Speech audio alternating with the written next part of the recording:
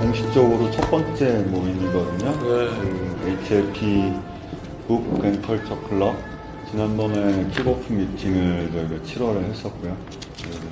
보스턴 갔다 와서 이제 어느 정도 시차 적응이 다 되신 것 같아서 날짜를 오늘로 잡았는데 100개 다들 시차 적응하신 것 같고, 오늘은 저희가 선택한 도서가 정래권 회사 지은 기후 단판입니다. 그래서 아마 실제로 책을 자세히 많이 읽어보신 분들은 거의 없는 것 같고, 저도 수박걸타기 식으로 했는데 임혜순 대표님이 좀 많이 자세히 읽으시고 계셨는데 그분은 또 좀 늦으신다 그러니까, 제안을 드리면 저자 특강 형식으로 10분 정도로 알맹이 요약을 좀 해주시면 어떨까. 바쁘신다면 굳이도 안 해주셔도 돼요. 그러면 박수로 우리 저자 특강을 시작하겠습니다. 감사합니다. 교과서는 준비했습니다. 저도 갖고 왔어요. 3분의 2 읽었는데. 이거 제가 짧게 얘기를 할게요. 뭐 너무 길게 하면 지루하고 그러는데, 사실 뭐 제가 이걸 하게 된 그 계기를 간단히 우선 설명을 드리면, 89년도에 제가 유엔 환경 프로그램이라는 유넵이라는 걸 담당을 우연히 맡게 됐는데, 그게 오존층을 파괴하는 프레온 가스라는 게 있어요. 근데 그거를 규제하는 몬트리올 의정서라는 게 발효가 돼서 규제가 들어오는데, 우리는 지구환경 문제에 대해서 너무나도 사실은 개념이 없었기 때문에 그런 국제 협약이 규제가 들어온다는 것도 모르고 있었거든. 그러면서 얼마나 몰랐냐면, 우린 그런 게 있는데도 불구하고 울산에다 공장을 짓고 있었다니까. 그걸 알았다면 아마 그 공장을 못 졌을 거야. 몰랐으니까 공장을 지었지. 모르면 용감하죠. 네, 그래갖고 그 정도로 했는데, 이게 그 협약의 내용을 보니까 이게 프레온가스가 들어있거나 이거를 사용한 제품은 수출이 트레이드 밴을 하게 돼 있어. 어마어마하게 강력한 거야. 보통 다른 조약은 그런 게 잘 없는데, 이거는 제재 조항이, 아니 그래서 이거를 제재한다 그러면 우리나라 자동차, 에어컨, 가전제품 수출이 다 안 되는 거예요. 그런데다가 그때 우리 반도체를 시작했어요. 그때 삼성 반도체하고 이런 게 그때 시작을 해요. 그래서 프레온가스 사용이 우리가 폭발적으로 늘어날 때 1년에 거의 뭐 50%씩 막 늘어나. 그거로 닦으니까 그게 세정제. 그러니까 우리는 막 써야 되는데 이게 쓰지 말라고 되어 있는 거예요. 이게. 보니까 우리는 1인당 벌써 0.6kg를 쓰고 있는데 이 조약에 하면 0.3kg밖에 못 쓰게 되어 있는 거예요. 그럼 이게 우리는 반도체다 못하고 다 문 닫아야 되는 그런 상황에 내가 이걸 담당을 하게 된 거야. 그래서 들여다보니까 그렇게 되는 거야. 그러니까 이게 지구 환경이라고 그랬는데 이게 지구 환경 문제가 아니고 이거는 이렇게 뒤통수를 맞을 수가 있나. 근데 그러한 입장에 처한 게 우리밖에 없는 거야, 전 세계. 다른 나라는 프레온가스 사용량도 없고, 그 다음에 이걸 만드는 나라는 더구나 없고, 그래서 브라질하고 인도에서 이걸 생산하긴 했는데, 그거는 걔네들이 개발해서 한 게 아니고, 미국에 있는 회사가 투자해갖고 현재 생산하는 거야, 이게. 근데 자기가 아무 관계가 없어. 이게 너무나도 황당무계한 상황에서 우리 산업이 무너지게 되는 그런 상황에서 내가 담당을 하게 된 거예요. 그러니까, 그래서 그러면 이 대체물질 기술이 있단 말이에요. 그 대체물질 기술을 우리가 좀 사용을 해야 될 거 아니에요. 그래야 절제를 피하니까. 그런데 그것도 하려고 그랬더니 안 팔아. 기술을 라이센싱을 안 해줘. 그러면서 물건만 프레온가스에 대체물질이 있어요. HFC라고 있는데 그 HFC라는 걸 삭아내는 거야. 삭아내는데 가격이 20배에서 40배야. 프레온가스 가격이. 이거는 반도체 산업 하지 말라는 얘기거든. 아니 이런 부담당 같은 일이 있어요. 이게 말이 안 되는 얘기 아니야. 제가 이제 얼마나 이게 이제 안 되겠다. 이거 편집부 이런 게 이제 해서 분기탱천해가지고 이걸 어떻게 이걸 해야 될 것인가라는 거를 고민을 하다 보니까 방법이 없는 거예요, 이게. 그래서 그때가 89년도인데 92년도에 지구 정상회의라는 게 열리게 돼 있더라고. 그래서 지구 정상회의에서 그럼 뭘 하나 이렇게 보니까 거기서는 또 그 기후변화 협약이 채택되게 돼 있어요. 그러면 기후변화 협약이라는 걸 보니까 이거는 에너지 전체를 규제하는 거야. 그 프레온가스는 특정 산업만 영향을 받는데 이거는 에너지를 사용하니까 이거는 또 이건 뭐 차원이 다른 얘기야. 야 이거는 어떻게 되지 이런 상황인데 우리는 또 OECD 가입한다고 신청을 한 거예요. 우리가 언제부터 신청했냐면 93년인가 4년에 신청을 했어. OECD 가입하겠다고. 김영삼 대통령 때. 그때 가입해서 IMF 받은 거 아니에요? 그러니 선진국에 가입한다고 신청을 해놓으니까 선진국에서 뭐라고 그러냐면 참 잘됐다. 그럼 너희들 선진국에 들어오면 선진국으로서의 의무를 부담해야 된다 이거야. 야, 그럼 선진국 의무를 부담한다는 게 뭐냐면 법적인 리갈리 바인딩한 감축 의무를 수락해야 되는 거야. 아니 우리 언제 개발 시작했다고 200년부터 시작한 애들하고 똑같은 의무를 수락하는 거거든 지금. 야, 이거는 뭐 좀 이게 그게 나에게 큰 현안이었어요. 그러니 이거를 그냥 냈다가는 큰 문제가 생기겠다. 그래서 내가 이제 이걸 어떻게 될 것이냐. 그래서 이제 우리 이제 외무부 내에서도 이걸 막 내가 이제 주의를 환기시키고 막 하면서 이거 큰일 났습니다. 우리 우선 이 담당하는 과를 만들어야 되겠습니다. 지금 우리 너무나도 몰라가지고 아무 인력도 없고 조직도 없고 아무도 없는 거야. 이건 과를 만들어야 됩니다. 이래 해서 이제 총무처 뛰어다니고 그 당시에 이제 기획 경제개혁을 뛰어다니고 해가지고 인력 예산 확보하고 해가지고 과를 만들고 첫 번째 과장을 내가 했다는 거죠. 그러면 이게 내가 뭐 내 자리 만들려고 했냐? 아무도 하겠다는 사람이 없는 거야. 외우면서 이거 누가 하려고 그러겠어? 이런 거는 아이고 출세 그거 하면 이제 출세줄을 막히는데 그걸 누가 하려고 그래? 아무도 관심도 없고 안 하려고 그래. 아니 나는 내가 한다. 내가 손 들고 내가 과정하고 그래갖고 이제 시작이 된 거예요. 이게 그래서 시작이 된 건데 그래갖고 처음에 내가 뭘 했냐?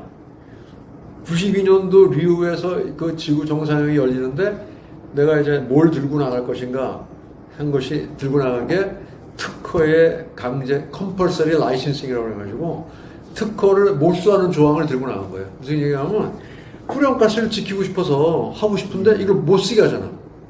그러면 이거를 특허를 내가 강제적으로 쓸 수 있는 권한을 달라 이거지. 아까처럼 그렇게 40배 막 이런 요구를 당할 수는 없지 않냐 이거야 내가. 그거를 들고 나갔다고 내가 리우에서. 그러니까 미국이 가장 싫어하는 게 뭐예요? 지적재산권 건드리는 걸 제일 싫어하는 거지 미국이. 그런데 내가 거기다 대고 특허 몰수 조항을 들고 나갔다니까. 그러니까 황당무계한 거지. 달걀로 바위 치는 거지. 근데 내가 거기서 미국 애들하고 해가지고 관철을 시켰어요. 그걸. 관철을 시킨 얘기가 거기 들어가 있고. 이제 그러니까 이제 내가 했던 일은 뭐냐면 아니 왜 우리가 OECD 가입한다고 그래서 선진국의 의무를 똑같이 우리가 의무를 줘야 되느냐. 질 수가 없다 이렇게 됐지. 그런데 이제 우리 정부 내에서는 우리도 이제 뭐 국민소득도 올라가고 또 우리 반 총장도 유엔 사무총장도 되고 막 이런 상황인데 우리가 끝까지 이걸 안 낸다고 그러면 이거 안 들어간다고 그러면 되겠냐.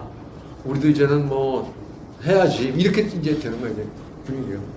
그래서 그게 97년도부터 그런 압력이 들어와가지고 2010년에는 그럼 우리가 선진국 의회로 수락하겠다 이렇게 했어요. 2010년에. 그래도 내가 2008년도에 이제 기후변화 대상 들어가게 됐거든. 그런 걸 내가 기후변화 대상 들어가면서 내가 그 전에 이미 벌써 수락하겠다고 그랬거든. 선진국 의무를. 근데 내가 기후변화 대상 들어가면서 들어가갖고 우리 선진국 나 수락 못한다. 폭탄 선언이지 일종의. 아니 이미 다 한다고 해온 거를 정보가 들어오더니 그걸 못한다 그래? 이건 이제 바깥 뒤집혔지. 그래서 외무부에서도 좀 난리가 났고 청와대에서 난리가 났고 그런데 이제 내가 그렇게 할 수 있었으면은 한승수 총리가 되셨는데 그분이 이제 나를 기후변화대사로 발탁을 한 거야.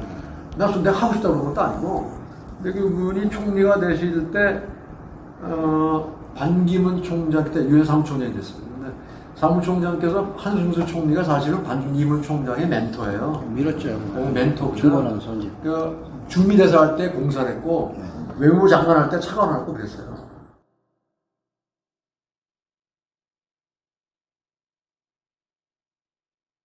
난 그래서 이제 한 총리가 이제 그걸 내 얘기를 들으시더니 그래 처음엔 그러시더라고. 그랬더니 몇 달 동안 기후변화 특사로 활동을 하셨어. 전 세계 사람들 다 만난 거예요 다니면서. 그랬더니 한 4개월 뒤에 5월 달에 제가 만나 뵙고 9월 달에 만나 뵀는데 저를 또 오더니 이러더라고. 그 정국장 말이 맞는 것 같다 이거야. 제 말이 맞는 것 같다. 그래서 그러시냐고. 그래서 그러시 했더니 그러고 그 해 12월 달에 대통령 선거가 있었는데 총리가 지명되신 거야. 그리고 이제 그동안에 제가 이제 여러 번 만나면서 이제 그런 말씀을, 그러니까 제 생각을 이제 이해를 하신 거예요. 그러니까 우리가 이렇게 하면 안 된다. 도매금을 우리가 이런 걸 할 필요가 없다. 이거는 법적인 문제인데 왜 우리가 그걸 하느냐. 이제 이해가 되신 거예요. 그래서 총리가 딱 지명이 되시고, 신라 호텔에서 이제 그 기자회견 했어요. 이제 뭐 텔레비들이 딱 모여오고 난리가 났어. 그래서 아침에 이제 신라 호텔에서 만나는데 딱 들어오시자마자 막 나 찾아주시더니, 종국장 오라고 그러더니, 저기 그거 유엔 그만두고, 그때 내가 유엔에서 국장할 때 그거 그만두고 들어와서 기관 대선하라 이거야. 그래서 제가 뭐 어디 가서 그걸 하냐, 와서 뭐 할 일이 뭐, 들어와서 그거 책임지고 말이야, 그거 해결하라 이 말이야. 그러시는 거야. 책임져야 될 거 아니야, 그거 저 얘기했으니까. 그러니까 이분은 나를 그렇게 한다는 거를 다 fully 이걸 나를 이제 백킹을 해주시니까. 그러니까 이제 나는 그게 있으니까. 그리고 또 한 총리는 뭐라고 하시냐면, 그때 MB 이명박 대통령한테 총리가 임명될 때 기후변화 문제는 제가, 왜냐면 이제 기후변화 특사를 했으니까, 바로 이 기후변화 문제는 저한테 맡겨주시면 그거는 제가 알아서 관장하겠다 이렇게 얘기한 거 했더니, MB가 이제 그럼 그거는 총리께서 알아서 하시라고 이렇게 된 거예요. 이제. 그러면서 그때 뭐라고 하셨냐면, 내가 이 유엔의 전문가가 있는데 데려다가 이걸 맡기겠습니다 이렇게까지 얘기를 했다고 이제. 그래서 그러니까 그 들어와라 이제. 알겠습니다. 내가 유엔에서 들어오려면 유엔에서 사표를 써야 돼. 휴직이 안 돼.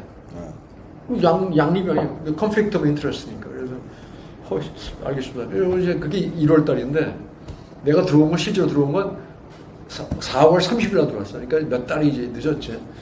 빨리 안 들어오고 뭐하냐고 막 하시는데, 거기 유엔에서 또 그때 총회가 있기 때문에 이걸 딱 끝나고 가라 이거야 이제. 막 그런 거예요. 에스캄 얘기죠? 그때는 롤린 헤이죠. 롤린 헤이죠. 에스캄 계실 때 얘기하는 거잖아. 네. 내가 있을 때 그때는 놀린 헤이저가 있을 때. 그죠, 여자. 김학수 총장이 들어오시고. 그거 나오고.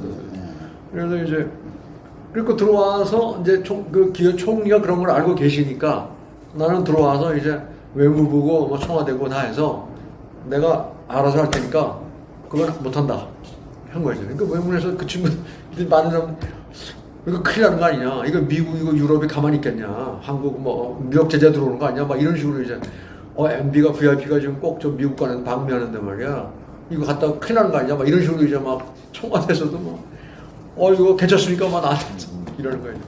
내가 책임진다. 가라. 그러고는 내가 이제 미국 가가지고 미국에서 이제 딱 불러갖고 회의를 열었거든.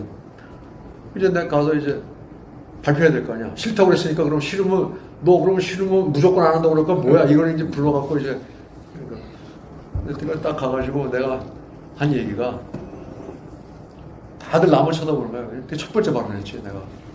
오늘 딱 해갖고 그랬지. 18나라만 부른 거거든. 주요 경제국가.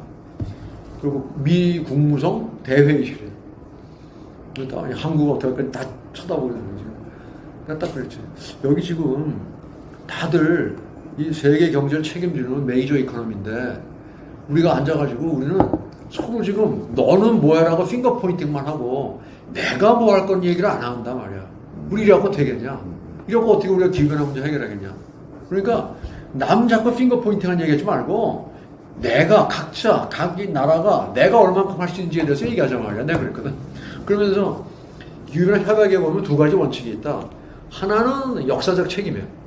두 번째는 뭐냐면 각 국가의 역량, capability, respective capabilities라고 돼 있거든. 이 두 개가 원칙이야. 근데 우리는 핑거 포인팅 하면서 역사적 책임에 대해서만 얘기를 했지 미래에 대해서는 얘기하지 않았다. 그래서 한국은 과거의 책임에 대해서는 우리가 쉐어할 수가 없다. 우리는 과거 산업혁명 이래의 책임은 우리가 같이 이거는 쉐어할 수가 없고, 그러나 미래에 대한 책임은 우리 지겠다. 미래에 대한 책임. 내가 그걸 딱 구분했거든. 그래서 미래에 대한 책임을 우리는 자발적으로 새로운 틀을 만들어가지고, 그걸 내가 이제 남아 레지스트리라고 이제 그 얘기를 했는데, 이런 등록부, 레지스트라는 게 일종의 등록부거든. 이런 별도의 등록부를 만들어서 우리 개도국들은 여기에다가 우리가 플래치를 하고 이 프레임에서 우리는 감축을 수행하겠다. 이렇게 이제 얘기를 했거든, 제가. 어떻게 우리 과거의 책임을 너희랑 똑같이 지느냐 이렇게 얘기를 하면서. 그래서 우리는 가장 강력하게 한국은 자발적인 그 리갈리 마인딩한 게 아니고 자발적인 우리를 수락하겠다 이렇게 얘기를 했거든. 그랬더니 그런 얘기 들어본 적이 없거든. 생전 처음 들어본 얘기니까 애들이 전부 다 뻥 해갖고 그러더니 일본 그 이제 지금 주미 대사 친구예요. 지금 주미 대사는 친구인데 이 친구가 그 좋은 아이디어라는 거야. 원래 일본 애들이 한국 치지 않거든. 근데 이 친구는 그 나랑 굉장히 가까웠어. 그래서 나를 일본에 여러 번 초청해줬어, 이 친구가. 그래서 I'm an international lawyer 아주 이러면서 이러는 소리가 영어도 잘하고 뭐 자기가 국제 변호사다 이거야. 근데 지금 엠바서더 정 얘기한 거는 굉장히 로지컬하고 리저너블하다 이거야. 우리가 한국 보고 역사적 책임을 똑같이 쉐어하고 자꾸 안엑스 1이라는 게 있거든 이제. 거기에 자꾸 들어오라는 거는 그거는 별로 로지컬하지 않다. 그 지금 엠바서더 정이 얘기했듯이 별도의 이렇게 레지스트를 만들어가지고 자발적으로 한다는 거는 굉장히 리저너블한 제안이다. 나는 일본은 뭘 지지한다. 이렇게 얘기를 하는 거예요. 아니, 공개적으로. 사실 그렇게 공개적으로 지지한다. 보통 새로운 게 나오면 되게, 우리 한번 생각해 보겠다 이러지. 금방 그 자리에서 이렇게 하기는 쉽지 않거든. 근데 그 친구가 아주 그 신사답게 딱 그렇게 얘기를 한 거야. 근데 나 제일 중요한 건 중국이거든. 제일 중요한 게 중국이 뭐라고 하냐면 이제 그 시에라는 그 셰이자나라는 장관이거든. 그 사람이 나하고 굉장히 가까워졌어. 그래서 내가 자기 그 제안에 아주 인트레스팅하고 우리가 관심 있다. 그에 대해서 논의하고 싶다. 한국하고 이렇게 나오는 거야 이제. 그러니까 딴 친구들 다 그거 괜찮은 생각이다. 이렇게 되니까 어떻게 되냐면 한국 보고 선진국 이거 수락하냐 안 하냐 갖고 종주목을 했거든. 10몇 년 동안을 92년부터. 근데 이게 뭐냐면 2009년이거든. 몇 년 동안 17년 동안을 종주목을 냈거든. 그러다가 그 얘기는 다 없어져 버리고 그러면 이거 레지스트리를 어떻게 만들 거냐, 이건 그러면 베리피케이션 어떻게 해야 되고 이런 거 이제 이런 식으로 완전히 이슈가 바뀌어 버렸어. 그러니까 한국이 선진국을 수락하냐 안 하냐는 이슈가 사라져 버렸어. 그래서 지금도 우리는 선진국을 수락 안 했어요. 지금도 유엔 협약상에 우리나라는 이 리갈리 바인딩한 명단에 우리 안 들어가 있어요. 지금도. 근데 누구도 왜 한국에 안 들어오냐고 얘기하는 사람도 없어. 지금도. 근데 그게 이제 내가 뭐라 그럴까, 내가 남긴 안에 업적이라고 그럴까, 하여튼 것 중에 하나는 그게 이제 그렇게 해서, 그래서 이 셰자나라는 장관도 다만 보면 내 의견을 어드바이스를 구하는 거야. 그래서 아주 굉장히 괜찮은 사람인데 그 사람도. 그 대표적인 예가 2009년에 그런 얘기를 그때 4월 달에, 그래서 12월 달에 코펜하겐에서 회견이었는데 중국이 엄청나게 코너에 몰렸어. 근데 나를 보더니, 이 스토리 여기 써 있는데, 나를 보더니, 자기랑 좀 미팅하자고 그러더라고. 보통 중국은 한국하고 미팅하자는 법이 없거든. 아쉬운 게 없거든. 중국은, 자기가 스스로가 개도국 플러스 차이나라는 그 이름을 그룹을 형성하고 있어. 그러니까 아쉬울 게 없거든, 중국은. 그네들이 한국하고 할 이유가 없어. 근데 복도에 지나가는데 날 보더니 막 그러더니 영어를 못해. 통역을 막 그러더라고. 그러니까 갔더니 미팅을 좀 하고 싶다는 거 나가고. 그 다음날 그럼 만나자 그래갖고 그 다음날 내가 가는데 그 중국 그 부스가 있어요. 이렇게. 각 나라마다 부스가 있거든. 그런데 그 아침 9시에 만나기로 했거든. 10시에 공식 회의를 하니까 보통 9시쯤 만나야지, 아침에. 그래서 알았다고. 난 가면서 내가 일부러 우리 대표단 직원들 한 7, 8명을 데리고 왔어. 지금 이렇게 중국 대표단하고 양자회담하는 기회가 또 없을 테니까 바쁘지 않은 친구들 다 와. 나는 내가 이런 거 하는 걸 보여주려고. 다 한 7, 8명 쭉 데리고 왔어. 이제. 근데 거기도 다 앉아있고. 근데 이 사람이 말이지. 참나 이 사람 나 존경하는 게 내가 좋아하고 그러는데. 사실 이런 얘기를 함부로 할 수가 없는 건데, 그때 왜 나를 불렀냐면은, 미국이 어떤 어처구니 없는 상황이냐면, 미국은 그때까지도 감축 목표치를 공식적으로 발표 안 했어. 중국은 발표했어. 우리는 40%를 감축하자 이렇게 발표했거든. 근데 미국은 왜 발표 못했냐면, 공화당이 의회를 지배하고 있어가지고, 오바마 정부가 25%인가 하려고 그러는데, 이걸 어프로브를 안 해주는 거야. 의회에서, 공화당에서. 그러니까 이런 공식적인 타겟도 없어, 미국은. 그리고 중국은 발표를 했고. 그런데 와가지고 이 미국 애들이 뭐라고 시비를 거냐면 중국의 40%한 거를 이걸 베리피케이션 하자 이거야. 검증을 하자 이거야. 근데 그걸 인터내셔널 베리피케이션 하자 이거야. 그러니까 바깥에서 검증을 딸이 들어가갖고 중국을 검증하겠다 이런 식으로 이제 중국을 자극을 하는 거야. 그 중국 입장에서는 아니 왜 그 미국 애들이 들어왔고 우리를 막 뒤진다 이렇게 되는 거지 이제 받아들이기를. 아니 우리가 지금 하는 것도 억울한데 우리 보고 뭐 검증을 한다고? 그러니까 이 사람들이 거기서 발끈해가지고 아 우리는 그런 검증 못 받아. 이거 주권 침해다 이렇게 된 거야 이제. 주권을 침해한다고 이제 그거를 대응을 해버린 거야. 그러니까 그게 어떻게 되냐면 제 3자가 볼 때는 이게 별로 논리적이지 못하거든. 아니 줄인다 그러면서 베리피케이션 안 한다고 그러고 수락을 못 하겠다 그러면 그건 안 하겠다는 거나 마찬가지냐 이렇게 몰린 거지. 그러니까 중국도 안 하겠다고는 했는데 지나가서 보니까 이게 별로 이렇게 정당성이 없거든. 논리성이 없는 거야. 그러니까 그래가지고 온 인터내셔널 미디어다 뭐다가 엄청 중국을 이제 비난하게 돼버린 거야. 그러니까 미국은 감축 목표치도 발표를 안 했는데 모든 블레임이 사실 미국한테 가야 되는데 엉뚱하게도 이 미국이 그걸 트집을 잡으면서 중국한테 이게 가버리게 된 거야. 그래서 내가 이제 그게 굉장히 아쉬운 부분인데 기후변화 역사의 히스토리 중에 기가 막힌 그 억울한 순간인데 그러니까 이 사람이 나를 부르더니 한다는 얘기가 아 이게 우리가 이런 모든 블레임을 받는데 이 상황에 우리가 어떻게 대처하면 좋은지 어드바이스를 달라고 그러더라. 영어로 그 통역이 어드바이스를 달라고. 야, 그 웬만해서는 자존심이 있는데 한국 대표한테 어드바이스 달라는 얘기를 하겠어? 그래서 나는 참 그 양반이 그렇게 솔직하게 그렇게 얘기하는 걸 나를 얼마나 믿고 나를 또 했으면 그런 했을까 싶으니까 너무 참 고맙더라고. 근데 내가 순간 그 말하면서 나는 전혀 그 생각을 예상을 못했거든. 근데 는 순간적으로 내가 답이 뭐라고 나오냐면 눈곱만큼도 망설이지 않고 I have an idea. 난 딱 그랬거든. 그래서 아니 지금 그걸 주권 침해라고 그래서 그걸 리젝트 하지 말고 조건을 붙여라. 조건이 뭐냐? 미국은 지금 목표치도 발표를 안 했는데 미국이 IPCC라는 데가 있거든. 거기서 최소한 선진국은 25%에 40%를 줄이라고 권고를 했거든. 그러면 거기에 미니멈 25%라도 그럼 너희는 줄인다고 너희가 서약을 해라. 그러면 우리가 베리피케이션 받는 걸 우리가 검토할 용의가 있다라고 조건을 달아라. 그러면 미국이 25%를 받아들일 가능성이 전혀 없기 때문에 너희가 안 한다는 그런 블레임을 받을 필요가 없지 않냐. 그러니까 그런 조건을 걸어라. 안 한다고 하지 말고. 이렇게 내가 어드바이스를 했거든. 이 사람 금방 알아듣지. 왜냐면 맥락을 다 아니까.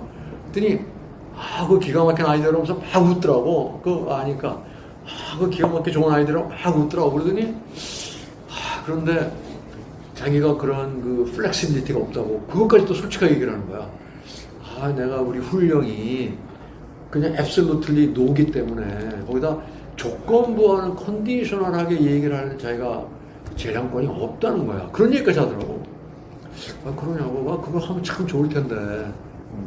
그러니까 그렇게 했더라면 기후변화 역사가 바뀌었어. 그럼 모든 블레임이 미국으로 가고 그러면서 미국이 그 25%라는 것도 베리피케이션 해야 되거든. 그러면 미국은 법적 구속력이 있거든 그거는. 그러니까 지금은 우리 파리 협정이라는 거는 법적 구속력이 없어요. 이거는 내가 아까 얘기했던 자발적으로 하자라는 거에 미국이 껴들은 거야 여기에. 내가 제안한 레지스트리 아이디어에 선진국들이 일리 껴버린 거지. 그러니까 이게 너무 의미가 없어진 거지. 그래서 그게 되는 바람에 미국이 중국이 그거를 안 하는 바람에 모든 블레임이 중국한테 돌아가서 왜 중국은 안 하냐는 거로 끝나버린 거야. 그러면서 결국 안 하니까 그러면 다 같이 리갈리 바인딩 하지 말고 그냥 non 바인딩한 그냥 이런 거 지금 파리 협약 같은 이런 거 하자. 그게 영어로는 NDC라고 그래요. Nationally Determined Contribution이라고 NDC 하자. 이런 식으로 도매금으로 선진국들 다 일리 와버린 거야. 그러니까 기후변화 해박상에 그런 선진국 명단이 의미가 없어져 버렸죠. 이제 그렇게 돼서 이게 왔는데 지금 이제 요거는 이제 그 전 도입부고 결론 부분을 말씀드리면 지금은 그래서 저는 파리 협정이라는 게 있다고 그래서 지금 기후변화 협약을 탄소 중립이 될 수 있을 거냐 그렇게 생각을 안 해요. 저는 사실 굉장히 비관적이거든. 지금 뭐 바이든은 50% 줄이겠다고 그러고 30년까지 우리나라 40% 줄이겠다고 했어요 지금. 그런데 40% 줄인다는데 어디서 40% 줄일 겁니까? 이거는 그냥 폴리티컬 스테이트먼트예요. 근데 그런 스테이트먼트 한 적이 92년도에 됐고 97년도에 됐고 2009년도에 됐어요. 우리가 코펜하겐 한 번도 지킨 적이 없어. 우리나라는 2009년도에 30% 줄인다고 그랬어. 우리가 30% 줄인다. 이명박 대통령 때 내가 기획회장 때 했는데 언제까지? 2020년까지. 근데 줄이기는커녕 25% 늘어났어요. 근데 그 줄이기를 했다는 것을 기억하는 사람도 없어. 기억조차 안 해. 우리 옛날에 그런 거 했지조차 몰라. 똑같아요. 그 교토부정서도 2012년까지 6% 줄이기로 했거든. 5.2% 줄이기로 했는데 그걸 기억하는 사람조차 없어. 근데 그때는 그거 법적으로 다 비중까지 했어요. 다. 미국만 빼고 카나다, 호주, 일본 다 법으로 비중까지 했다고. 그래 놓고 2012년이 됐는데 아무도 I'm sorry라는 얘기조차 하는 나라도 없어. 그렇단 말이야 이게. 근데 지금 이번에 우리가 발표하는 이거 네트 제로 발표하잖아요 지금. 이거는 뭐 법적인 뭐 네트 비준하는 것도 아니고 그냥 스테이트먼트야. 근데 이게 무슨 근거로 된다고 믿을 아무런 근거가 없어요.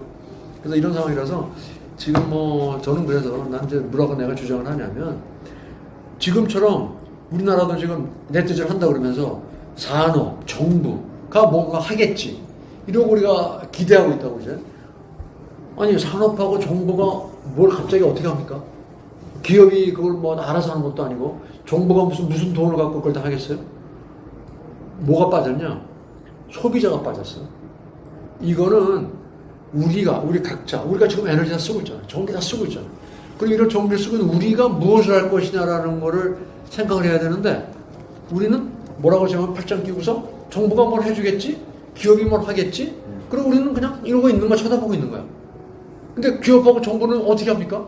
자기가 기업이 하려고 그러면 원가가 더 들어가는데 그럼 원가를 더 올려야 되는데 팔립니까? 못 팔리잖아. 그럼 예를 들어서 택배를 하는데 택배를 갖다가 그러면 신재생에너지 전기 쓰는 전기 트럭으로 한다. 퇴근하려고 얼음이 키. 이게 뭐예요? 아, 저기가? 아, 퇴근하려고. 그래서 기업이 한다고 기업이 할 수도 없고 정부는 예산이 어디 있어? 정부가 뭐 무한대 돈이 있어서 그걸 계속 지금 한전이 적자가 쌓이고 있잖아요. 그래서 지금 어떤 상황이 벌어지냐 우리나라가 제주도에 풍력 발전을 설치해놨잖아요. 160일을 세워놔요. 왜냐면 한전에서 적자가 쌓이기 때문에 살 수가 없어 다. 그 정도란 말이에요. 그럼 있는 것도 지금 우리가 다 쓰지를 못해. 신재생 에너지를. 그런 상황인데 한전은 무슨 돈이 어디서 나와가지고 계속 그걸 할 수가 없는 거 아니에요. 그런데 우리는 정부가 알아서 하겠지. 한전이 알아서 하겠지. 그러고 쳐다보고 있단 말이에요. 이런 상황에서는 이 해결이 될 수가 없다. 그래서 어떻게 되냐.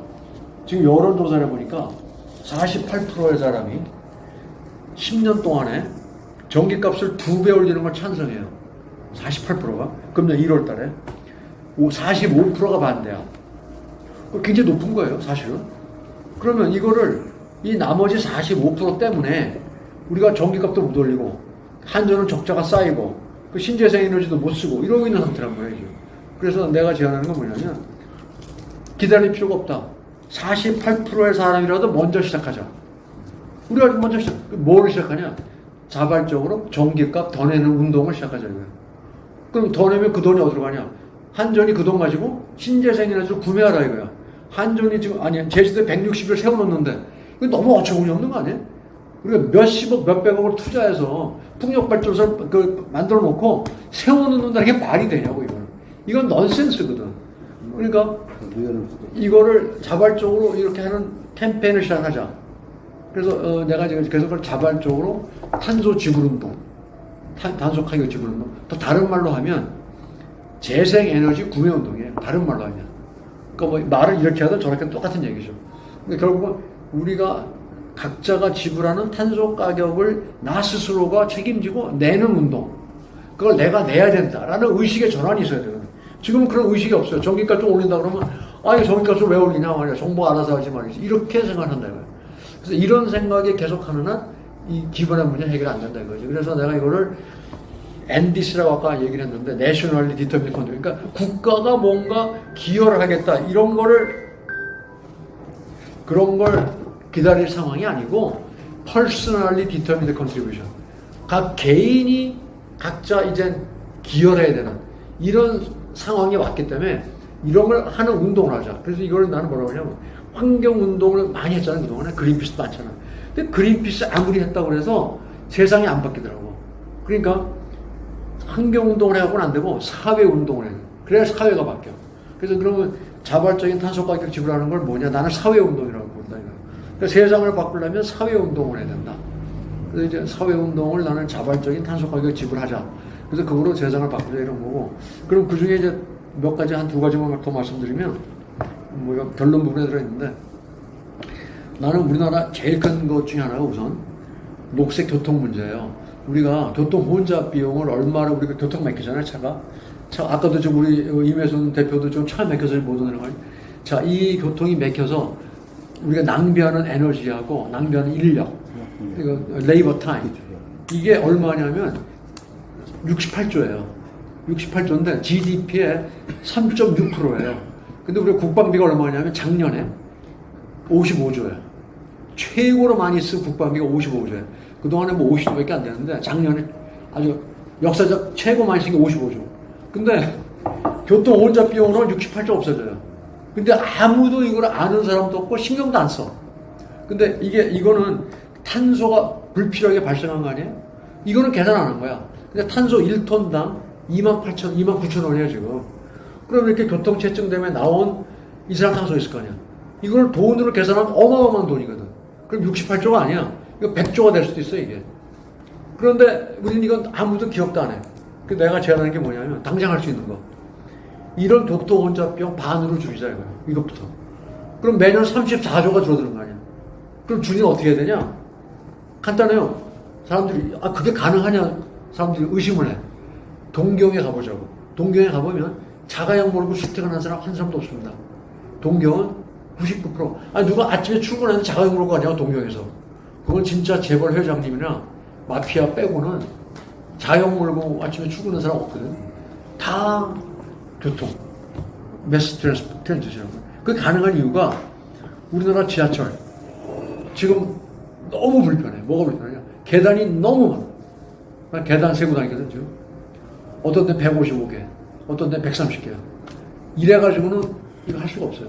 그럼 동경은 어떠냐? 내가 일부러 해봤는데, 동경은 완벽하게 에스컬레이터 돼 있어요. 그래서 트렁크 끌고 공항에서부터 호텔까지 갈 수가 있어, 다. 그래서 이런 녹색 교통. 그러니까 뭐냐? 우리가 지금 일산에서 출근할 때 통일로, 아침에 전부 출퇴근을 통일로 어마어마하게 막히잖아? 만약에 1, 3호선을 급행으로다가 광화문까지 15분에 간다. 중간에 딱 한 번 쓰고 15분에 간다. 그러면 아마 통일로 안 모을 거예요. 그럼 바로 이거 광화문에 와갖고 거기서부터 딴 거 타면 되니까. 이렇게 급행 노선 하는 건 간단해요. 렐러티브리 간단하다. 왜냐하면 환승역 몇 개 만들면 되거든. 그것뿐이 아니에요. 5호선, 4호선 길잖아, 우리 길. 이거 급행 노선 몇 개 만들어서 바깥에서부터 들어오는 시간을 10분, 20분에 그게 불란서를 해요. 불란서가 LL이라고 그래가지고 그 급속 트레인 해가지고 바깥에서부터 20분이면 다 들어오게 시내 시내로 돼 있단 말이에요. 그러면 이게 왜 교통체증 비용이 줄어들거든. 그것뿐이 아니에요. KTX를 저 국토에 깔아야 돼. 나는 그게 왜 일본이 돼 있잖아. 일본은 관광. 우리가 일본 관광 가면 철도 타고 다 관광 다닐 수가 있거든. 그래야 강원도를 스위스화 하려면 강원도에 KTX를 다 깔아야 돼. 그럼 강원도가 스위스화가 돼요. 내가 강원도 관광 못 가는 이유가 자동차 몰고 다니는 거 너무 힘들어서 못 가요. 그거 너무 힘들어서. 들어올 때 막히거든. 그러니까 강원 이런 거. 그래서 전국토를 KTX 깔아요. 이게 바로 녹색 교통이거든. 근데 지금 그게 안 되는 이유가 뭐냐면 우리나라 예비의 타당성 조사를 하잖아요. 예비의 타당성 조사할 때 이런 KTX 하면 전부 다 적자로 나와. 그러니까 투자가 안 돼요. 내가 이렇게 제안하는 게 뭐냐면 이런 예비 타당성 조사할 때 탄소 가격을 포함시키라 이거예요. 무슨 얘기냐면 이 KTX를 만들어서 줄어들게 되는 이산화탄소 양을 톤당 29,000원을 계산해서 그걸 수익으로 계산하라요. 그걸 수익으로 계산하면 KTX가 다 흑자가 될 수밖에 없어요. 그리고 지금 지하철도 마찬가지예요. 우리나라 지금 지하철을 다 적자라고 그러거든. KTX가 적자라고 돼 있어요. 그래서 경영 합리화해라 다 깎잖아. 예산을 깎아요 지금. 그래서 안전장치도 깎고 뭐 외주화해라 이런단 말이에요. 거기다가 탄소 가격을 계산하면 포함을 시키면 이게 적자일 수가 없어요. 어마어마한 흑자거든. 그러니까 우리가 이렇게 이런 어카운팅하는 시스템을 바꿔야 탄소 중립이 되는 거예요. 그냥 계속 단기적인 프로핏만 계산하면서 탄소 중립하자. 이거는 안 된다는 거죠. 근데 그거를 다 할 수는 없고, 우리 사회 분야 갑자기 다 바꿀 수는 없잖아. 그러니까 어떤 분야 바꾸냐, 예비 타당성 조사라는 게 어떻게 500억 이상에 투자하는 거는 예비 타당성 하게 돼 있어요. 그러니까 500억 이상에 하는 거에 대한만이라도 우선 먼저 이런 걸 시작하자 이거야. 간단하게 할 수 있잖아요, 이거는. 그러면 녹색 인프라 투자가 이루어질 수가 있어요. 이제 그게 첫 번째고, 그 다음 단계 할 수 있는 거는 우리나라의 세금을 소득세 위주잖아요. 이거를 소득세를 깎아주고 탄소세를 도입하자고요. 그러면 법인세 깎아주고 탄소 배출하는 만큼 탄소세를 도입하자고요. 그래갖고 그러면 이걸 갖다 이제 생태 세제 계획이라고 하는데, 소득세 깎아주고 법인세 깎아주니까 탄소세 도입한다고 해서 반대를 안 할 거 아니야. 반대할 명분이 없잖아. 이렇게 하면 왜 그 짓을 하느냐면 소비 패턴과 생산 패턴이 탄소 그 에피션트하게 바뀐단 말이에요. 큰 자동차 몰고 작은 자동차 몰고 또 자동차 몰고 지하철 타고 이렇게 바뀐다 이 말이죠. 그리고 기업도 에너지 에피션시에 투자를 하게 돼요. 왜냐면 투자하면 돈이 생기니까. 그게 이익이거든. 투자하는 게. 단년에 투자하는 게 이익이 되거든. 그러니까 이렇게 해주려면 세제 자체가 바뀌어야 돼요. 그러니까 이런 시스템, 이거는 뭐 좀 더 장기적인 건데, 이런 식으로 가면서 탄소의 가격을 우리가 시장 가격에 반영하는 이렇게 시스템, 그러니까 이거는 이제 시스템을 바꾸는 거죠. 이렇게 옮겨가도록 해야 궁극적으로는 탄소 중립이 될 수 있다. 그래서 내가 원래 이제 자유시장을 갖다가 지속가능 시장으로 바꿔야 된다. 그 자유시장의 뜻이 뭐냐면 우리가 지금도 그러니까 에어 앤 워터 이런 걸 우리가 프리구스라고 돼 있거든. 경제학 책에는 에어 앤 워터와 프리구스라고 돼 있어요. 그래서 프리 마켓이야. 그런 의미에서. 근데 지금 시장은 환경의 가격을 치지 않아요. 기후변화도 마찬가지고. 근데 이런 시장을 우리가 운영하면서 기후변화를 막겠다는 거는 넌센스지. 그러니까 이 시장 시스템부터 바꿔야 된단 말이에요. 근데 하루아침에 바꿀 수는 없어요. 그러니까 서서히 바꾸는 게 아까 얘기한 대로 탄소 잠재 가격을 예비 타당성 이런 데 반영하고, 그 다음에 또 세제를 이렇게 점진적으로 소득세와 이런 걸 이렇게 바꿔 나가는 이런 조치들, 이런 것. 그러면서 자발적인 탄소 가격 지불하는 시민운동, 이런 것들을 하면서 의식을 바꾸는 거예요. 근데 이거를 얘기를 해봤더니 반응들이 좋아요. 많은 분들이, 우리 그거 하겠습니다. 캐톨릭에서도 하겠다, 로타리에서도 하겠다, 막 이런단 말이에요. 근데 이걸 어디까지 발전시킬 수가 있냐면, 예를 들어서 BTS 같은 애들이 공연 티켓을 팔 때, 그냥 레귤러 프라이스 300불. 근데 클라임드 프라이스 400불. 그래갖고 이 100불 가지고 어떻게 하냐. 신재생 에너지 전기를 구입한다 이거예요. 그래서 이 콘서트를 신재생 에너지로 콘서트를 한다 이거예요. 네, 이렇게.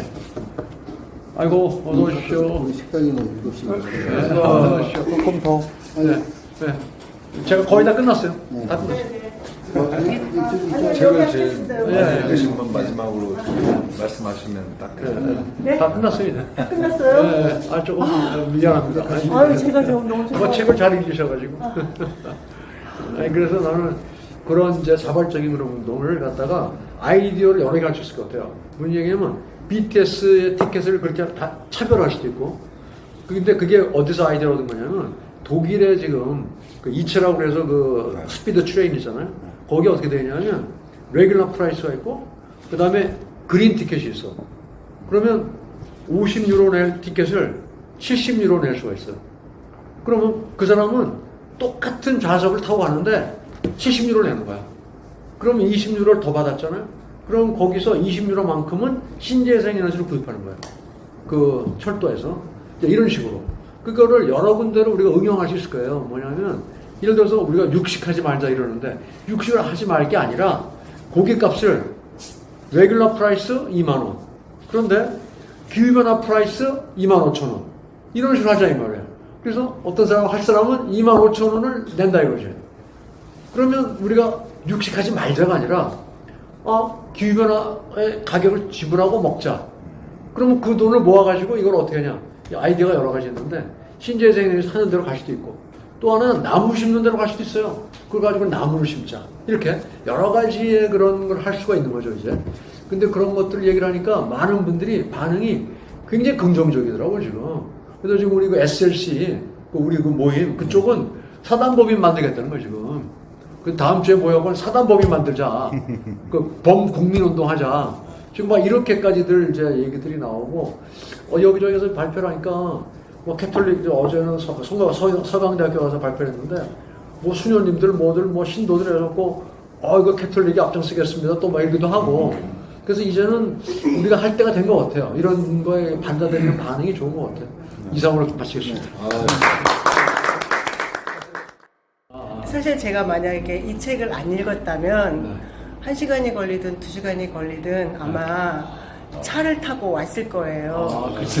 네. 근데 물론 이제 뭐 장거리 갔다 오는 거는 어쩔 수 없이 그렇죠. 제가 차를 이용하지만 지하철이 되어 있는 이 시내에는 내가 지하철을 타고 가는 게 좋겠다라는 생각을 이 책을 읽으면서 이 사회적 리더가 되는 분들이 먼저 실천을 하고 그런 어떤 그 파워가 있는 사람들이 그거를 보여줘야 되겠다는 생각이 들고 저는 그렇지는 존재는 아니지만 그런 분들이 많이 되었으면 좋겠다 이런 생각을 해서 제가 지하철 타고 와봤는데 너무 좋은 거예요 사실.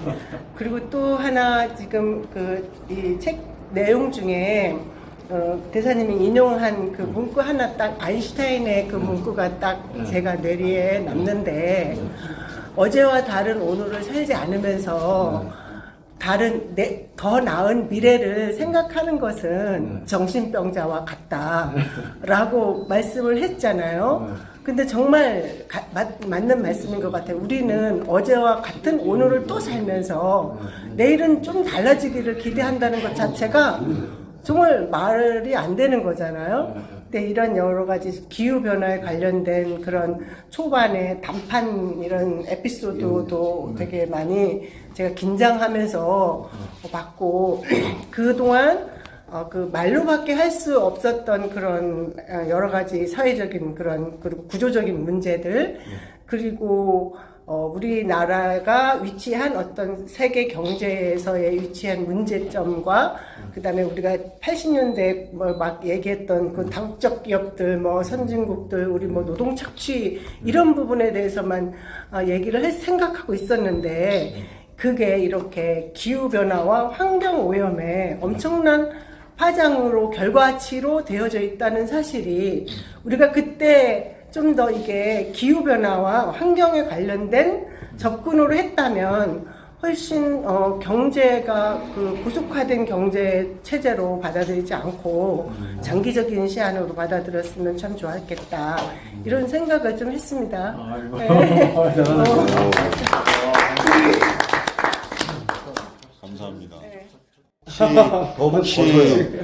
난 책 읽었는데 이거 얘기 좀 하고 하고 싶다 싶다. 하신 예. 분 있으시면 아니 그거는 이따 식사하면서 네. 얘기도 되는 거예요. 그러니까는 이제 한 말씀만. 네. 우리가 이 기후 변화에 대해서 원인을 거의 다 알고는 있지 않습니까? 네, 네, 네. 탄소 그 배출이 하는 것인데 인식들이 생각지도 못한 곳에서 탄소가 많이 배출되잖아요. 네, 네. 실제로 뭐 그냥 일반적으로 산업 어떤 그 제조 현장이나 이런 부분에서도 많이 배출되지만 알고 보면은 굉장히 많은 곳에서 생각지 못한 곳에서 배출이 많이 되기 때문에 그런 인식들도 굉장히 좀 필요한 것 같고 그다음에 각 곳곳의 배출량에 대해서도 어떤 그 탄소 배출량의 특성이나 이런 것들은 좀 어느 정도 갖춰져 있나요? 그러면 그거는 많이 돼 있죠. 다 이미 데이터로 상당히 돼 있죠. 예, 그런 것들이 뭐 전체적으로 또 그 알아야 뭐를 또 개선을 하고 하니까 그런 것들이 조금 확산될 필요가 있지 않나. 근데 책을 다 읽어보셨지만 저는 이 책을 읽으면서 대사님에 대해서 새롭게 생각했는데 굉장히 좀 창의적이신 것 같아요. 저 그렇게 안 봤거든요, 사실. 근데 고루하게 먹어서 왜 빈손으로 오셨어요? 빈손으로 오셨어요? 왜 빈손 책 갖고 노트까지 다 준비까지 다 해갖고 왔습니다. 그래서 대사님 완전 그 교과서에 주어진 그런 어떤 그 모범생처럼. 뭐 그런 것만 하시고 이게 틀에 갇혀 있는 그런 것만 주장할 것 같았는데 알고 보니까 완전히 틀을 깨는 그런 약간 좀 제가 평생 해온 게 틀을 깨는 겁니다. 유럽의 모든 데를 이제 바리톤 1등 다 했고, 그다음에 주빈메탄 프랑스 이탈리아에서 이제 대학 교수하다가 저보다 저를 더. 저처럼. 뭐 노래하는 동안 촬영하셔도 되고요. 네, 네. 여기는 우리나라에서 내추럴 사운드를 가장 잘 정확하게 감상할 수 있는 공간이라고 보시면 돼요. 그러니까 본인이 다 여기에서 그 제가 노래하는 걸 듣고서 성악가가 이렇게 가까이서 노래하는 걸 처음 들으신 분들이 대부분이시고 또 여기서 감동을 받으셔서 예술의 전당에 비싼 표를 사고 가시는데 대부분 1막 끝나고서 이제 다 오세요. 그러니까 여기서 울렸던 그 사운드는 어디서 들으시지 못하는 상황인데 지금 우리가 이 원리는 이렇습니다. 뭐냐면 우리가 이 정도 그 에어컨 소음은 그냥 항상 노출돼 있거든요. 이건 소음이라고 생각도 안 하잖아요. 그래서 제가 말을 안 해볼게요. 어마어마하죠. 아까 이걸 일부러 잠깐 끈 거예요. 한번 이걸 꺼놓겠습니다. 네, 끄신 거구나. 들어보세요. 그죠? 그렇죠. 여기는 이제 음악을 통한 힐링을 하는 장소고요. 제가 그 전에 이거 만들기 전에는 물론 지금 말씀하신 대로 유럽에서는 제가 활동 많이 했고요. 한국의 기국에서는 무대가 저에게 놀이터인데 놀이터가 없어진 거예요. 왜냐면 예술현장에서 성악가가 연주를 하려면 거의 차력사 수준으로 소리 질러야 돼요. 마이크 없이. 여기서 제가 첫 곡으로 이제 한국 가곡을 하나 부를게요. 여러분 아마 모르시는 곡일 텐데 보통 성악가가 모르는 곡을 연주했을 때는 외계어처럼 들리거든요.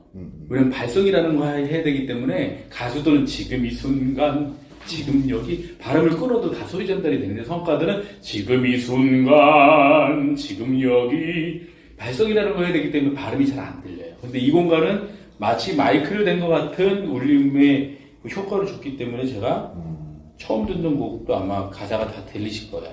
자, 요즘 아주 핫한 가곡을 한번 불러보겠습니다.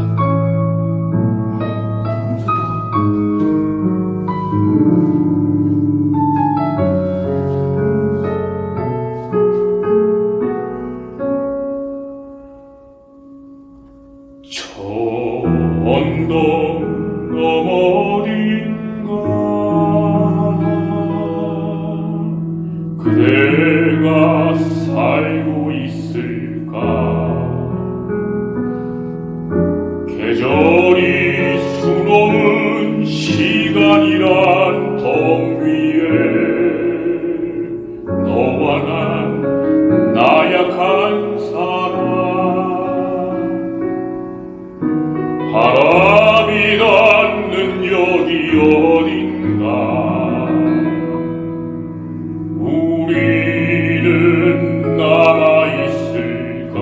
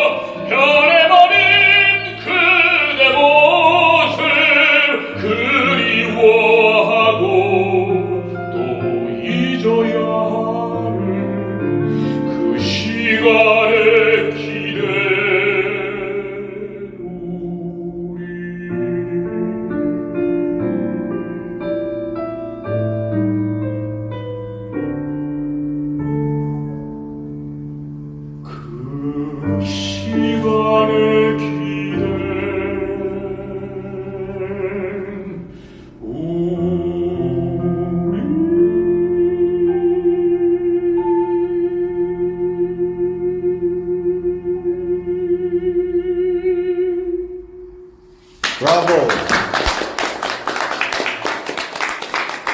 발음을 아주 정확하게 하시는데요.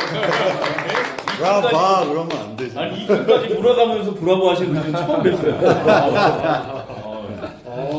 너무 감사합니다. 이게 이제 큰 홀에서 연주하게 되면 뒤에 후반부에 나왔던 그 포르테만 존재해요. 전동 넘어 어딘가 이걸 예술인가 이천석 되는 데서 이렇게 못 내죠. 전동 넘어 그래서 성악가들이 다 돼지 멱다는 소리가 나는 거예요. 내 고향 남쪽 바다 그냥 시를 읊는 정도의 볼륨으로 이 소리라는 게 확성이 되는 공간이어야 되는데 그렇지 않으니까 다 내 고향 남 다 눌러서 소리를 지르게 돼 있고 그러다 보니까 성악가의 노래 수명이 짧아집니다. 우리나라 성악가 노래 수명이 상당히 짧아요.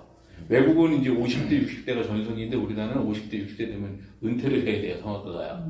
왜냐면 바리톤 같은 경우에 실질적으로 오페라에서 아버지 역할을 하려면 사실 그때가 제일 잘 표현할 수 있는 나이거든요.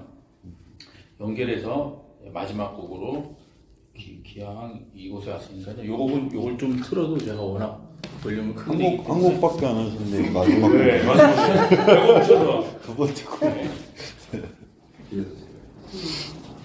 이 곡은 이제 그 저를 잊게 만들어진 곡이에요. 오페라 베르디가 작곡한 오페라 리골레떼에 나오는 주인공 리골레떼가 부르는 아리아입니다. 보통 이제 바리톤은 안타깝게도 거의 조역이에요. 아버지나 뭐 악역, 사랑의 히스토리는 다 테너들이 다 하더라고요. 그죠? 근데 베르디라는 작곡가가 바리톤을 위한 그 오페라와 그 곡들을 많이 썼습니다. 이것도 오페라 이름이 리골레토인데 바리톤 배역 이름이 리골레토입니다. 리골레토는 태어나면서부터 법추에다가 절름발이었어요. 그래서 항상 광대 옷을 입고 사람들을 즐겁게 해주는 역할을 했습니다. 근데 그 내면에 본인이 생존하기 위해서 좀 안 좋은 일을 했는데 뭐냐면 동료들의 처자식을 납치해서 상납하는 일을 했습니다. 그래서 동료들이 호시탐탐 복수의 기회를 노리고 있었는데 리골레토는 혼자 사는 줄 알았어요. 신체적으로 그 당시에 아주 중증장애였기 때문에. 근데 어느 날 소문이 나기 시작합니다. 리골레토에 같이 사는 여자가 있대. 동료들이 영탐을 해서 똑같은 방법으로 납치를 해서 똑같은 일을 저지릅니다. 그 현장에 리골레토가 가서 부르는 아리아입니다. 처음에는 울부짖겠죠. 15살짜리 딸이 납치되어 있습니다. 그 장소에서 내가 아버지라면 처음에 울부짖다가 중반부부터 이제 호소를 하는데 이태리에서 제가 10년 정도 유학을 했는데요. 한 번도 사용하지 않는 그 일반인들끼리 사용하지 않는 단어가 있습니다. 삐에따라는 단어예요. 여기 성당이 있지만 성모 마리아 성을 삐에따 성이라고 하잖아요. 네. 제발 나에게 자비를 베풀어 달라는 이태리어의 동사입니다. 삐에따라는 단어를 쓰면서 내가 진심으로 뉘우친 나의 죄를 용서하고 나에게 제발 자비를 베풀어 달라. 내 딸이 어디 있는지 알려달라고 호소하는 노래인데 중간에 그나마 그래도 친하게 생각했던 마룰로라는 친구에게 부탁을 합니다. 첫 번째로 마룰로 시뇨레 딘미토 노벨라노 나스코스타 벨라노 마룰로 제발 나에게 얘기해줘. 너는 그래도 영원히 착한 아이다. 근데 마룰로가 뒷짐지고 모르는 척 빠져요. 자, 요거 들으시면 요거 듣고서 감동받으시면 그냥 클래식이랑 궁합이 잘 맞으시는 거예요. 네, 그 정도로 바리톤이 부르는 아리아 중에 한 2손가락 안에 드는 난이도의 아리아입니다. 유럽의 모든 데를 1등. 그 아까 이제 가곡은 이제 김연아가 피겨 스케이트로 따지면 그냥 이렇게 그냥 몸 푸는 정도고요. 이 아리아를 성악가가 부르면 한 100m 달리기 전력 질주한 정도의 칼로리가 소모될 정도로 되게 트리플 악셀도 나오고 뭐 플립도 나오고 다 나오는 아리아인데 이 공간은 그냥 그 예전에 그 살롱 문화를 그대로 좀 재현하고 싶었어요. 그러니까 카스텔로가 이제 우리말로 이태리어인데 우리말로 성이라는 뜻입니다. 그래서 예전에 성에 귀족들이 오면 맛있는 음식과 와인이 준비되어 있을 거고 그 안에 이렇게 문화 콘텐츠가 있을 것이다 라고 생각을 해서 코로나 이후를 대비해서 이제 한 번쯤은 직장인들이 이런 곳에서 와서 워크숍을 하고 그리고 음악 감상을 하고 맛있는 음식을 한 자리에서 즐길 수 있으면 좋겠다라는 생각으로 상상력에 의해서 좀 탄생한 공간입니다. 자, 제가 낼 수 있는 볼륨의 한 70% 정도 한번 내보겠습니다.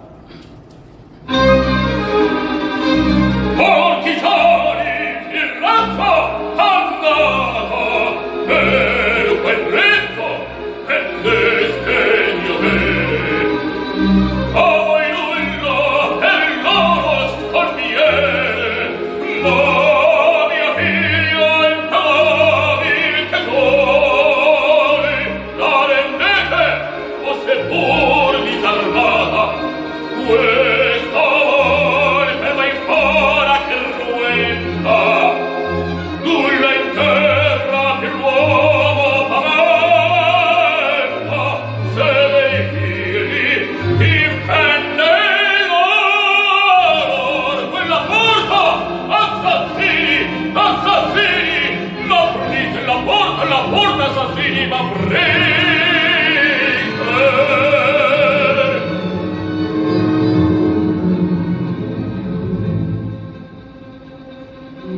Oh, voi tutti, a me contro, venite, tutti contro me, oh, io piango, ma nullo, Signore, tu coi l'anima gentil come il cuore, dimmi tu dove l'hanno nascosta, Marullo, Signore, dimmi tu dove l'hanno nascosta, e là, non è vero, e là, non è vero, e là, non è vero. Tu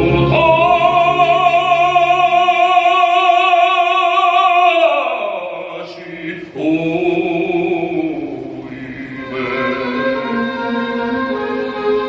miei signori, perdono, pietate, ai vegliardo la figlia ridate, ridonarla in nulla una costa, ma voi nulla una costa, tutto al mondo, al figlia per me, signori, perdono, pietà, ridate a me la figlia, tutto al mondo ed al figlia per me. Ridate a me la figlia, tutto al mondo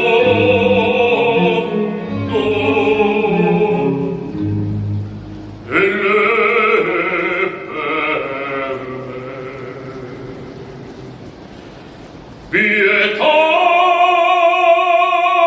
pietà, signori, pietà, signori,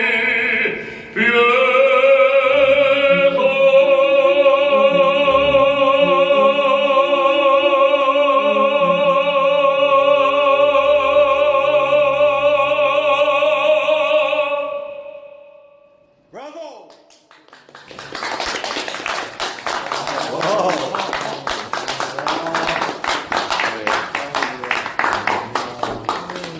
생 라이브 이런 노래 생 라이브. 그죠. 예. 그러니까 극장에서는 이제 이를테면 뭐 예술연단 오페라 극장에서 가시게 되면요, 지금 VIP석 시작이 아마 지금 이 공간이 아마 오케스트라 피트 정도 될 거예요. 오죽하면 10,000명을 나눠줄 정도니까. 근데 울림이 가뜩이나 또 안 좋으니까 사실 이런 클래식 울림을 감상하기 이게 좋은 공연장 우리나라에 거의 없다고 보시면 됩니다. 네. 앵콜.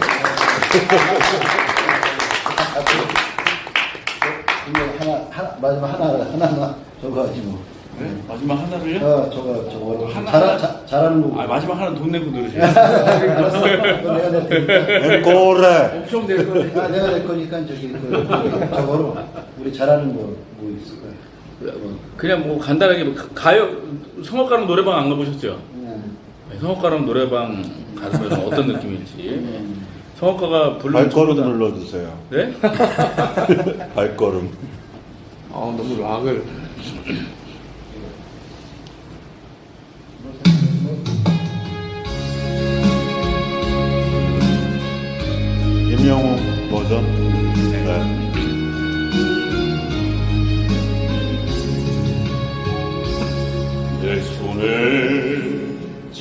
아픈 것이 많아서 손이 아픕니다. 등에 짊어진 삶의 무게가 온 몸을 아프게 하고 매일 해결해야 하는 일 때문에 내 시간도 없이 살다가 평생 바쁘게 걸어왔으니 다리도 아픕니다.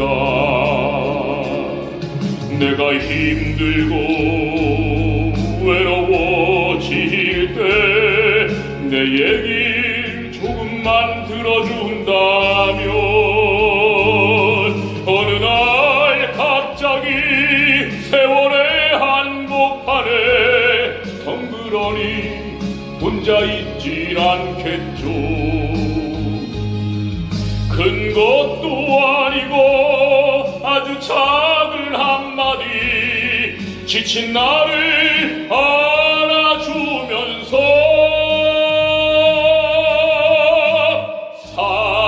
사랑한다, 정말 사랑한다는 그 말 해준다면 나는 사막을 걷는다 해도 꽃길이라 생각할 겁니다. 우리 늙어가는 것이 아니라 조금씩 익어가는 겁니다.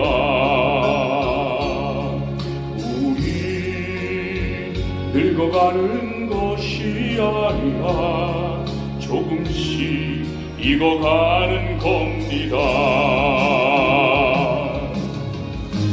저 높은 곳에 함께 가야 할 사람 그대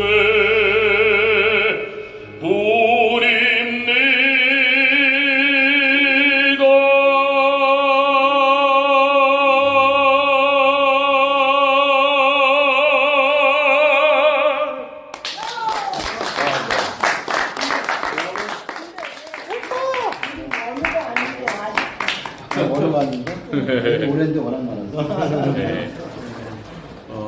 감사합니다. 이제 한국에 와서 이제 놀이터를 찾다 보니까는 제가 울림 좋은 건 안 할까, 심지어는 이제 다리 밑에 교감 밑에서도 노래를 많이 해갖고 이제 한국은행에 제가 아예 전속으로 들어갔습니다. 이 바리톤 감독님의 오피스 힐링 토크 콘서트가 인재 개발한 프로그램으로 들어갔었고 요거 하면서 이제 학교도 그만두고 이제 다 여기에만 전념을 하는데 가스 텔레 치료력이 내년에는 뉴욕이랑 게 그리고 부산이랑 용인이랑 그 공주 쪽에 이제 이 가스 텔레 치료력 지점을